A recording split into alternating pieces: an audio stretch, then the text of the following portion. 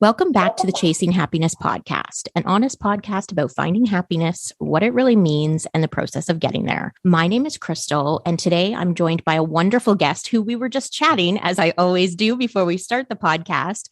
And we were actually chatting about your YouTube channel and all of the things that you're doing. So, John, for people who don't know you, maybe aren't familiar with you, before we actually get into all the amazing things you're doing, do you want to give everybody a brief introduction? Oh, yeah, sure, Crystal. So I'm down in Dallas, Texas. My name's John Sansone, and I've been professionally selling for 31 years. And in the pursuit of professionally selling, I feel like there's wisdom out there that's not being propagated in the world. And I see that with my sons that are young adults and just the types of books that they get access to. And that's really kind of where my motivation was. But my motivation led to being an author on Amazon, being a masterclass creator. And then also I have an international comedy podcast that I believe, Crystal, you've seen a few episodes now. Right. So let's talk about that, because actually, as I was watching your YouTube, I had to giggle because you have very much sort of the same similar, I don't even know how to describe your comedy sort of chops as my brother does. And I was watching your show and I was thinking of my brother and my sister-in-law, and I was like, this was something they would totally love. And so I sent them the link and shared it with them. And I think, especially right now, with as crazy and chaotic as the world is in this moment, I think comedy is one of those beautiful things that allows people to just take a breath and reset. So how did you start with this particular show? Yeah, I took a course by Brendan Bouchard, and in his course, he said you needed a way to grab a bigger audience. And so at first I thought, I'm going to be interviewed on a lot of podcasts to gain a bigger audience. But then I was like, I'm a control freak, Crystal. And I'm like, I got to have more control over my message and how it's presented to the world. And I didn't want to do an inspirational, motivational podcast, even though that's where my heart lies. And I thought, comedy, people need joy. We were going through the election here in the States, and there's a lot of dissension across both the Democrats and the Republicans and any other flavor of political party. And the thought process was, this isn't what life is about. And then I thought the 80s. I'm nostalgic about the 80s. I grew up in the 80s. I remember a lot of the 80s. And in two, I know other people are nostalgic about the 80s. So my podcast became Schools Out 80s Comedy Storytime. And Schools Out, because I'm a marketing guy, I based that off of Alice Cooper's song, Schools Out. Which I love. And I threw in 80s because people are nostalgic about the 80s. And I threw in comedy because I wanted people to know what it was about. Like, we're not trying to change the world. We're just trying to make people laugh. And I try to bring interesting people on that can sell their wares, their products themselves. But primarily, we're all about comedy. Which I think is magical, especially right now when we are so bombarded by all of this negative messaging on social media and on the news. So I love that you're bringing a little bit of comedy and a little bit of light. And as someone who was born in the 80s, I don't necessarily consider myself an 80s baby, because I think for me, the 80s was a great time, but I really grew up in the 90s, although I can appreciate the sort of had tilt to the 80s because, listen, the 80s was a decade that sort of changed everyone. Yeah. The 80s are kind of like a hangover that people are like, coming back to. So we went into the 90s and we were kind of like lost musically for a while, but then we kind of found our way again. And I'm a huge music fanatic, by the way. And but then we got into the 2000s and we started yearning back for the 80s again. Yes. And I find that part of life very interesting because so my parents were born in the 60s. They really grew up sort of in the 70s. They had 2 kids by the time the 80s hit. But I know even just my dad has moved recently. My mom has moved recently. Everybody's sort of downsizing and shifting life a little. And going through closets and boxes and coming across some of the old stuff, it's like, oh my God, that's making a comeback now. Like, what is happening in our world? We are very nostalgic for the past. The United States, Canada, all the countries out there, people in the world are nostalgic for the past because because it's a safety zone. Mm, Like we don't have to worry about, getting hit by a car in the past, right? You can't right. get hurt in the past. All you can do is relive the past. And the past is very comfortable for people. People love the past. It's The good true. old days. Yeah. And I don't know, there is definitely something comforting about knowing how it ends, right? We know where we are now. So, taking that visit to the past, we're like, it turned out okay, or whatever ended up Yeah. happening. It's like watching a good movie the second time. You know how it's going to end. You know you like it. It's comforting. People love comfort. That's why, It's true. the world sells so many cheeseburgers because people love comfort. Yes. Now I'm going to crave a cheeseburger all afternoon. Well, nothing wrong with that. So, John, you really are known for being the sort of sales warrior. And I wonder, is part of the reason you gravitate towards a little bit of levity and comedy because the sales part of your life is such a serious thing? Yeah, it is a serious thing, of course, because that's like how I make money. But it's also it's a tool. Like comedy is a tool to make life better. It's kind of like I'm a huge analogy person, Crystal.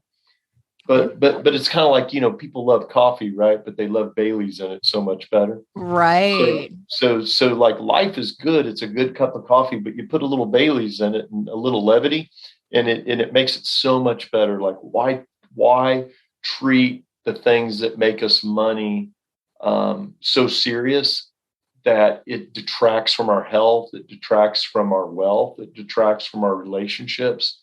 The more serious we are, I think the harder life is. Yes. I mean, it's just kind of my way of tackling life. Like I've always said, we need more comedy in corporate America. Yes. Oh my gosh. Yes. I love this idea. I love this concept because imagine, and I actually don't have to imagine because right now I'm thinking about Ryan Reynolds and the production company that he started. Okay. And his production company really is about that, making fun of the actual business of business. And Nice. every commercial he's come out with, John, I will send you a couple of clips if you've never seen them. I think it would be right up your alley, actually. So, for example, his production company, because the new Sex and the City series just came out. And spoiler alert to everyone who's listening, if you haven't seen the first episode yet, plug your ears for a minute, because at the very beginning of the episode, they kill off one of the main characters and fans went crazy. So Ryan Reynolds and his production company actually did a commercial based on that happening. And it was kind of a nod and a ha-ha to the fact that they had killed off this big character. And I just thought, this is the most brilliant thing I've ever seen because we take things so seriously in life, especially when we're talking about business. Everything has to be perfect. Everything has to be manicured. Everything has to be appropriate. And we as humans are not manicured. We are not always pretty. We are certainly not always appropriate or politically correct. So the fact that his production company sort of spins that on its head and says, you know what, this company's still okay. Our business is still okay. And guess what? We're human and mess up too, I think is magical. So I love the idea of bringing comedy into things because I think we all take ourselves a little too seriously sometimes, especially in the business world. Absolutely. Yes. Yeah. There's just so much room for inspiration in the business world. Inspiration can come from comedy and inspiration can come from inspiration. I mean, you can imagine, Crystal, in 31 years of being in sales, I've sat through so many sales meetings. Sure. And, I don't even know the number, but I can tell you very few of them have I been inspired. And that's like one of the reasons why I wanted to be an inspiring force in the world, because I know that, like, nothing against sales managers, but it's hard to be inspirational as a sales manager. Right. Because you're the individual that is telling somebody it's okay to stay home sick with their kids, knowing that's going to hurt your number. You're the guy that's assigning the number to the sales people that work for you. You're the guy that has to fire the people when they can't hit their number. It's hard as a sales manager to be inspirational. And I've had some good sales managers and they've brought other things to the table, but it's hard for a sales manager to bring inspiration. And really, it's a better use to like use somebody like a Zig Ziglar or me or a Tony Robbins, put the monkey on somebody like ours back. Because then if what we say doesn't work, then blame us, you know?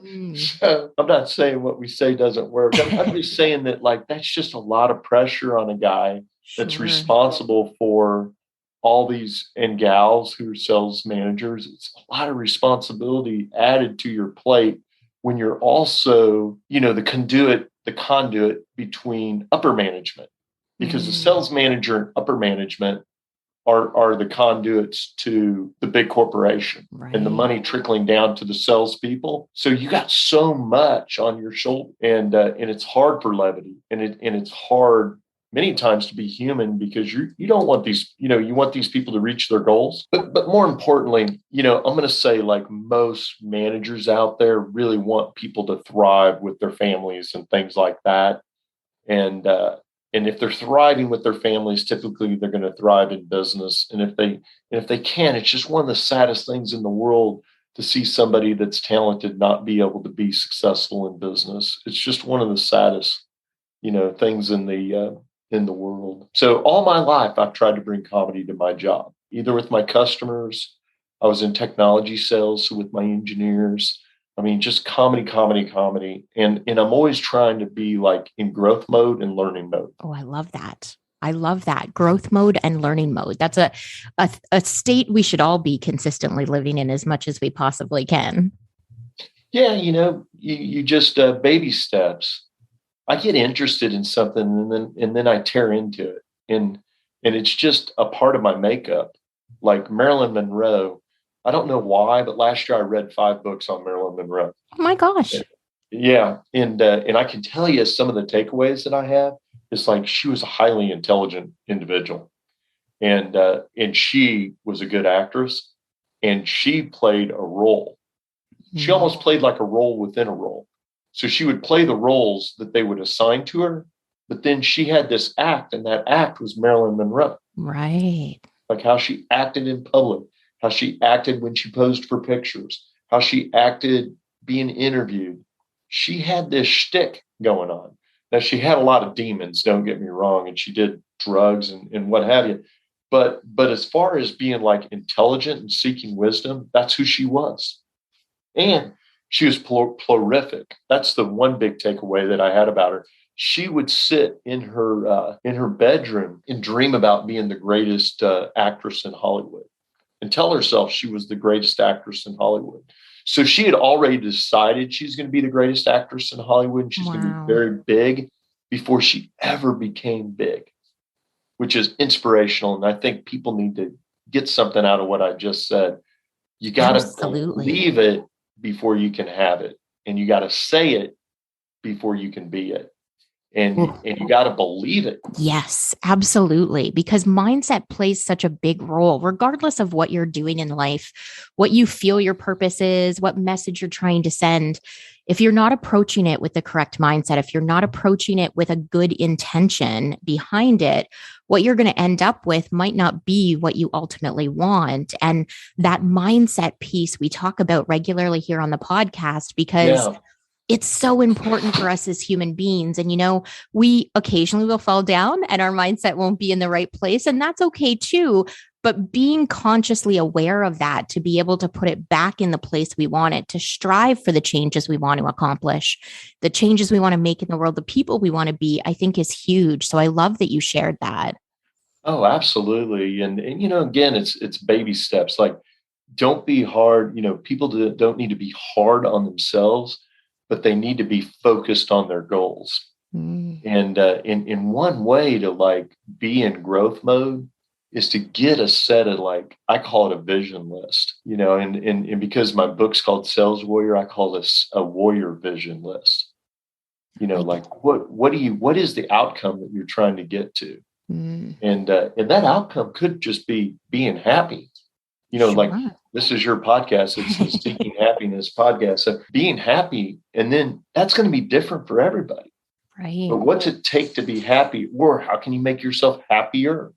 Like I teach, even though I teach professional sales in my work, I firmly believe that you can't be successful in business if you're not happy. I think they say happy wife, happy life. I'm going to say happy mind, happy pocketbook, happy Ooh. mind, happy business. Good salesperson, happy salesperson. Happy salesperson, successful salesperson. Difficult to be unhappy and be successful in business consistently for an extended period of time. And I can cite like examples of people that have been successful and unhappy, and they take their own lives. Yeah. And, as you say that, I'm thinking of, even musicians who have been really successful and really struggled with demons and ended up in that place. We're getting to a place in our society where we are starting to focus a little bit more on mindset and mental health and what that Thank means. God. Yeah. Yeah. Right. Like it's funny because I'm 40 and when I was even in my 20s, it's not something people really talked about. And it's not something that certainly people had open conversations about. So I kind of love where the world is now because we can have conversations like this and we can say to people, it's okay if you're struggling, but you don't have to keep struggling. There are resources, there are places to go, there are changes you can make in your life that will make a difference. And it's such a wonderful thing to be living in the time that we're living in. Absolutely. I mean, there's so many things that people say about social media and people say about the internet, but it has made the world a smaller place to me. And it's just been amazing to me. Like you and I talking, you're in Canada, I'm here in the US, we're having a great conversation. Hopefully this is going to be inspirational to many, many people. And happiness is achieved in the moment. And two, like you had mentioned, Crystal, people don't talk about like being happy. I can tell you from being a guy, guys don't really talk about any feelings ever, unless like a family member dies. Yeah, I was sad. You might say that. Guys will more say things like, yeah, that pissed me, or that went well for me. Right. But guys don't talk about, oh, she makes me so happy, or that song makes me so happy. Right. I mean, like, we don't talk like that. Like guys back in the day when we used to get on the phone to like, now we text each other, but back when we used to get on the phone to like talk, for the most part, it'd be about work, maybe a problem we're solving. And many times it was just like logistically. Okay, we're all getting together at this guy's house at 7:00 or at that bar at 8:00 on this day. Are you going to be able to make it? Very transactional conversation. Right. Yeah. So we need to talk about like our feelings and being happy and like, how do here's an analogy, but like you go in the gym and there's all different kinds of body styles and things like that. And there's always the person that is in the gym that has this perfect physique. And that's not me, by the way. But there are people in the gym that have this perfect physique. And then too, there's people in the world that are like really happy. But like there's something in between of having the perfect happiness physique and not being depressed. And like one of the things I teach salespeople is it's so important the way you talk.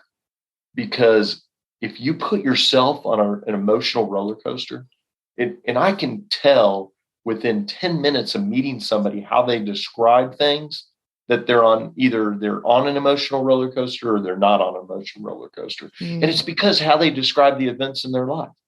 Oh, we had an awesome time. I mean, it was unbelievable. They set all these huge things, and all I feel like is I'm going up the roller coaster. I'm almost to the top, and it's going to come crashing back down. And I would, caution people when they talk about how things are going, maybe downplay it a little bit. Instead of the highs and the lows, try to stay more even keel. I'm not saying don't enjoy life and be happy. I'm just saying stay, a little more even keel. Like, yeah, we had a good time. It was real nice seeing everybody. Not we had an amazing time. We had an awesome time. I don't know. It's just I read a book years ago, and it was about how our feelings are associated with how we talk about our feelings. And it really resonated with me. I just thought, and especially being in sales, because you're on a roller coaster. You make a big sale, and now you have to make another sale. And it doesn't matter how big of a sale you make, you still have to make another sale. Right. And so in order not to be on that emotional roller coaster, that making that big sale or getting that big money or getting less money can't be that important to your emotional makeup. You got to be able to function regardless of what life. Oh. And it's harder to function when things aren't going your way. And we just had a water leak in our kitchen yesterday. We thought we had a plumber out. The plumber told us that we had a slab leak. I asked the guy, like, how much is it going to cost just to evaluate the slab leak? And he said, well, the last one we did was $10,000. Oh my gosh. I know that puts a little riff in one's Yuletime joy, huh? Sure. So I stayed analytical about the whole thing. It's not that I didn't believe him. I just stayed analytical about the whole thing.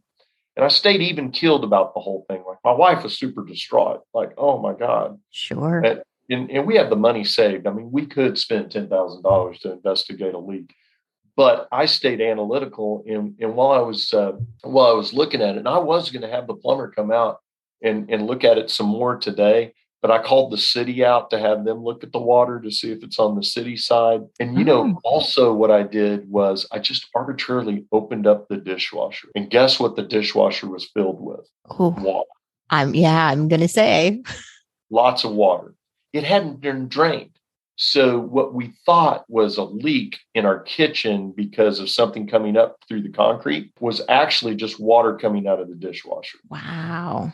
So, part of being like a motivation and inspirational person, I would try to teach people to be good problem solvers and take your time really evaluating your problems. Sure, because we can make mountains out of molehills, right? Like the example you just gave really was a great example of that, because our brains do often try to go to the worst case scenario. And that's not typically what the problem tends to be, but we always seem to, as humans, jump to what that worst thing could be. Yes. I mean, we're very, binary. Like, we see it this way or we see it that way. Right. And in what a lot of the books, and it might be helpful for your folks to know, like I suffered in my early 20s from clinical depression to the point where I was medicating, seeing a psychiatrist, and seeing a counselor. And I was very, very depressed. Like, I had trouble eating. I had trouble sleeping. It was horrible, horrible depression. Wow. Some of it was based upon situational, because I was in a strange city, didn't know anybody, and I was unemployed, Crystal. So, triple whammies there, no money. And I learned to not base my existence. And this is like one of the best things that the counselor told me, the psychologist told me. She said, because I was so, and still am, like, super achievement oriented. And the counselor told me a couple things. She said, John, we're not human doings, we're human beings. In other words, just to be is more important than what you do. Yeah. And I just thought, wow, that was like mind expanding for me, because like I just wanted to take over the world, like in a James Bond movie, and make a ton of money. Sure. And when you get out of college and you don't have any business contacts, because I didn't have any business contacts, it's so slow getting those opportunities. And so, in the one hand, it was a bad thing that I was depressed. In another hand, being depressed really taught me how to be happy. Mm-hmm. And it taught me not only how to be happy in the short term, but how to be happy in the long term, and to not let something that happens, like an obstacle, take away my happiness. Like that's pretty bad. Like finding out that you might have a slab leak, right, at Christmas time. Sure. And then I was just sitting there, and like, you hear me laughing. I'm sitting there thinking back to another Christmas. We had our shower leak into our garage. Like, I was sitting in the kitchen and I heard something like somebody was showering in my garage. And I walked into my garage, and I kid you not, water's coming down like a rainstorm. Oh, my Lord. And I don't think I was laughing then, but I was like, Sure. what does that sound? And then like not being a construction person, because I'm not, I'm a sales guy, psychology background. And I'm just sitting there going, God, could this make like my whole, top floor fall into my garage? I'm just thinking water is like a really bad thing to be coming down. Right. But we got all that fixed. It wasn't that big of a deal. And we don't have a slab leak. And I brought the city out to see if we have a city leak. So like, you gotta be a good problem solver. Like if you want to be happy, you gotta be happy in the moment. You can't let obstacles take you off the happiness trail. Mm-hmm. And then too, like there's things you can do. Like we talked about getting into the gym and having a great physique. But when you think about a happiness physique, how you get a happiness physique is positive motivational material, reading good books, positive affirmations, Absolutely. having a vision list, surrounding yourself with fun people. Yes. And two, like having balance in your life. Like I do inspirational stuff and I'm a motivational speaker, but I'm also like very highly involved with a veterans charity in Dallas. I'm involved with a independent film production group in Dallas Awesome. that has nothing at all to do with like what I do for a living. And then two, I was a Boy Scout leader for 7 years. Oh, wow. So like that's balance in my life. Sure. Like I'm not just my job. I'm not just this. I'm not just that. And I don't know. I hope I'm kind of getting on a tangent, but I hope this is, powerful for people to hear this, that like when you embrace life, realize that you want to take notice of what's going well in your life, even if it's small things, and be in a state of gratitude. Because if you're in a state of gratitude, it's got to be like the best state to be in. Texas is a good state, but the state of gratitude is a much better state. Absolutely. Especially because, it is, right before Christmas when we're taping this. It probably will not air until end of January, beginning of February. But, the holidays can be a time where people actually spend some time being grateful and appreciating sort of where they are. But then very quickly after the holiday season, we can get back into our regular routine and forget to take those moments to appreciate even just the small things. I talk often on this podcast about, maybe today the only good thing that happened was you had a great cup of coffee, and that's okay. Heck yeah. Don't downplay the coffee. I'm a big coffee person. Well, as I've grown older, I've very much become a coffee person. Good for you, Crystal. It's a good habit to have. So something along those lines too is you got to have a carrot. And I don't know what that carrot is for everybody, but you got to have something you're looking forward to. Right. That's something that was taught to me when I was depressed. Like every time I got into the meeting with the counselor or the psychologist or whatever, she's like, "What are you looking forward to?" Right. And I'm like, "I'm not looking forward to anything." And she said, "You need to have stuff on your calendar." Back when we weren't using cell phones yet. You have to have things on your calendar you're looking forward to. And to be honest with you, Crystal, like back then when I was going through that, for me, and you think about your happiness physique, that would have been like raising a 500-pound barbell for me to put something on my calendar. I couldn't even envision, not that I was thinking about taking my life, but life seemed like such a drudgery back then to me. Right. That like to make it from Saturday to next Sunday, to do something next Sunday that was going to be fun, that was such a stretch for me. I can't tell you like how big of a stretch that would have been for me. And I did it though. Like I forced myself to do it. I forced myself to say every Sunday I'm going to go to church, and I'm going to go to church at this time. I'm going to enroll in Bible class and on Wednesday nights, and I'm going to go at this time. And, I forced myself to do stuff to get out there. Motion creates emotion. Like people wake up in an emotion, but you can change that emotion with motion. Yes. And that's so important for people to know. Like Tony Robbins does a great job of this. He talks about what a depressed person looks like. And, their heads slunched down, their shoulders are down, they're hunched over, they have a bad grimace on their face. Right. Their eyes are slightly open. They're not really in the moment, right? They're not really experiencing life. But with that said, there have been studies that say if you stand in front of a mirror and smile in front of that mirror for 5 minutes a day, standing strong with your shoulders back, confidently looking in that mirror. And it sounds like a Saturday Night Live skit, but there have been studies that shows that's better than medication to get somebody from being to get somebody out of that depression mode and start to get them into shape. If we think back to physicality and that happiness physique.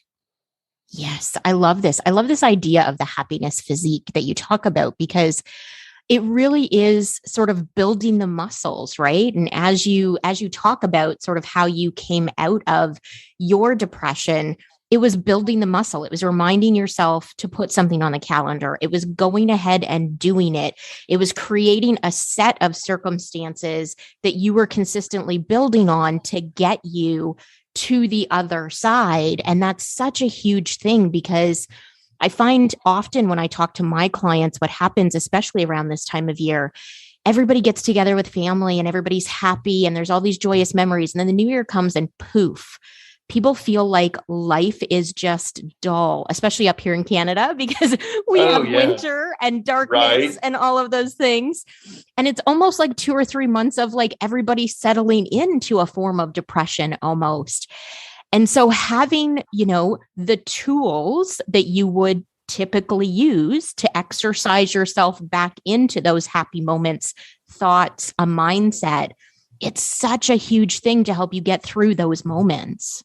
Oh, yeah. And I'm going to be fighting through it just like all your clients, because, I love the holidays. I'm off work typically for 10 days at the holidays. Aww. And then I'm back on right after that. But the thing about going into the new year, and I think this will help a lot of people, is I know we all I think people should pick my book up, but motivational material is good. Some of the best motivational material I've ever had in my life were really good biographies, because you get to have the struggle without the pain. And then you get to have the joy without leaving your house. And you get to experience the whole circle of life, so to speak, from a world famous individual. And I got a great one to share with your folks. So there's this woman, especially I imagine you have a lot of female followers. Her name's Cassandra Peterson. Have you heard of her name before, Crystal? I have not. Okay. But you have heard of her character. And her character was really famous in the 80s. And her character was called Elvira. Oh my gosh. Elvira, Mistress of the Dark, is Cassandra Peterson. And the reason this is so, because this is a story of how tragedy in one's life can lead to success if you allow it to happen. And that's what Cassandra did. So Cassandra, when she was not even 1.5 years old, got scalding hot water poured all over her body. And so she had horrible scarring on her face, horrible scarring on different parts of her body, particularly her back. And that's what led her to having a relatability with monsters. Wow. And that related. So when she was a little girl, instead of her parents getting her like dolls and things like that, she actually had like little Frankenstein figurines and Dracula figurines. Oh my gosh. And just like what, and then too, it just so happened that her parents owned a costume store. So Halloween was a big part of her life. So 2 things that occurred in her life: the costume store and having that scalding hot water hit her. She became enamored with monsters. And I don't know how the comedy thing came on for her, but she was able to parlay that into a internationally known character and to become a multimillionaire from it. And it's because she didn't, she let these things that happened negatively in her life become something positive for her. And by embracing these things has been very powerful for her life.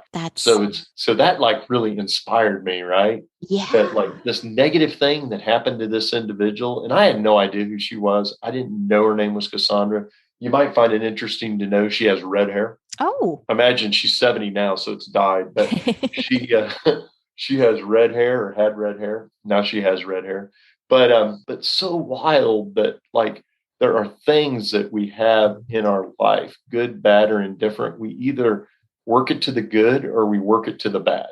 Right. And, somebody being short or somebody being tall or somebody being, bigger or somebody being smaller can all work to our advantage if we let it work to our advantage. What a fantastic, not just, I love a good book idea. Anyone listening to this podcast knows that. And I love people's stories. A lot of the reason that I love people's stories is, as you said, you get to live through the experience in a safe way where you're not having to go through the trauma of it all, but you get to learn the lesson. And, I'm totally enamored now because you're right. I had no idea who she was as a person, but I absolutely know the character. And now I want to go read the story. So it's a great book. It's one of the best biographies I've ever read.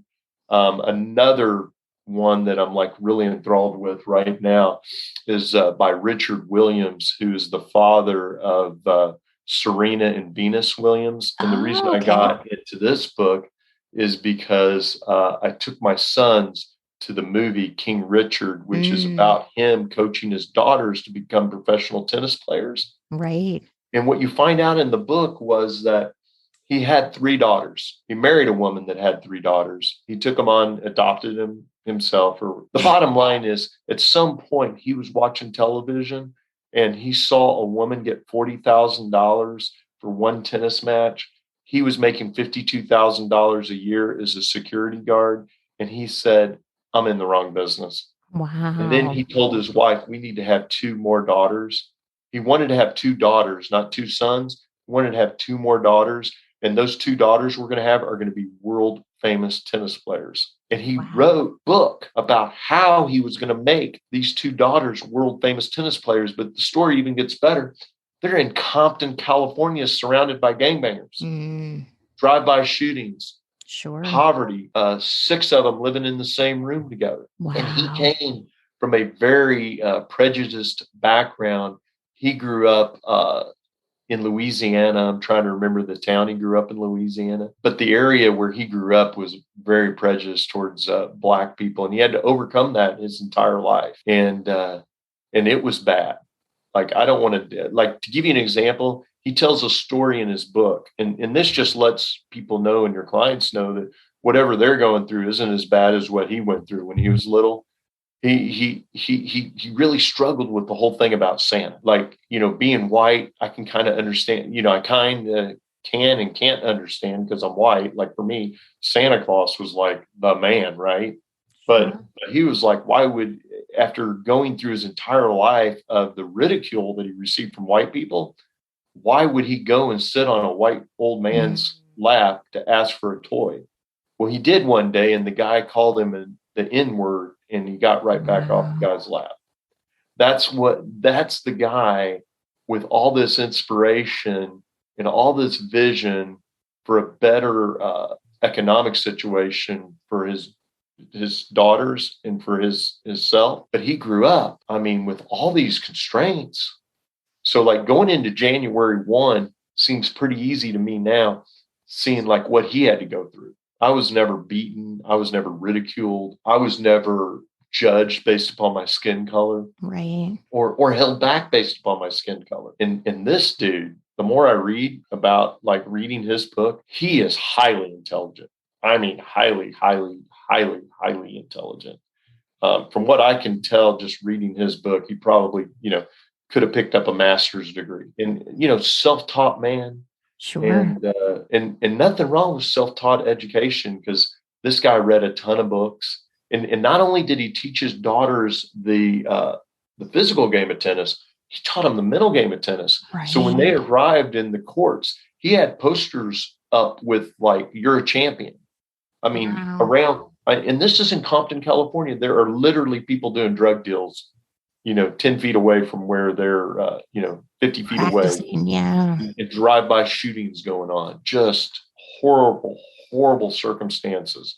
And to rise above those kind of horrible circumstances makes January 1 look like a cakewalk. Again, another book that absolutely I'm going to say people should go and read, because I think, having things put into perspective too, right? Like not necessarily comparing our lives to other people's, but putting things in perspective and knowing I can count these blessings in my life because I didn't go through this circumstance. But because this other person was willing to share their story, I can also learn the lessons of the people who have.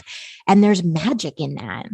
Absolutely. You will feel, everybody will feel when you start reading biographies, particularly like super famous people. I have yet to read one that was honestly written where there just wasn't a ton of struggle before the triumph. Right. Like people don't know about the struggle until you pick up the biography and read the struggle. Even like Frank Sinatra. I remember when I read his biography years ago, and I compared what he was spending on rent and how much money he was making as a professional singer to how much money I was making as a software salesperson and how much I was paying for rent. And I felt in a kinship because it was like I was spending percentage wise my income and his income. Percentage wise, we were spending the same amount of money on rent. Wow. Which at the time was a struggling time for me because 50% of my income was going to rent and 50% of his income was going to rent. And there's no secret to how these people become champions and famous people, hard work and vision. I love that. I love everything you have shared with us today. I am so grateful that you were able to join me. Yeah, absolutely. I'm glad I get these platforms because I read all the time and I'm inspirational. It's like, none of my friends want to come over here and be inspired. Well, you are welcome anytime to share any of those Crystal. things with me and the community. Absolutely. I will, of course, post in the show notes for everyone listening all the ways you can follow John. You can check him out, the YouTube, everything that is going on. But John, just before I go, is there any last words you would like to share with the community? My book, Manifest Mindsets, and all they have to do is email me, and it's just saleswarriorinspire@gmail.com. They can feel free to go out to my website, saleswarriorinspire.com, and they can feel free to send me a LinkedIn to John Sales Warrior. So I make it as easy as possible to connect with me. That's how too you can find out about my comedy podcast and sign up for my YouTube channel. But yeah, there is something I want to share, Crystal. I want to share my life motto. And my life motto is life is short.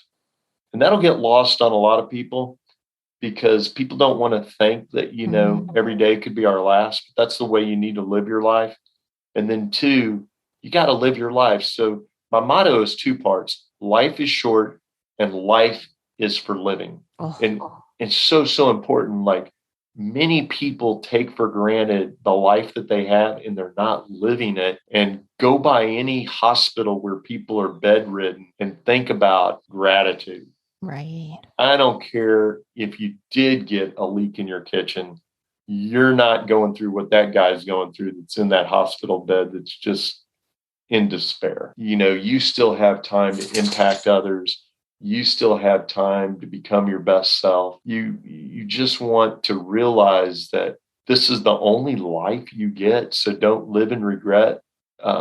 Instead, live in a state of growth and live in a state of trying to get to happiness and being happy in the process.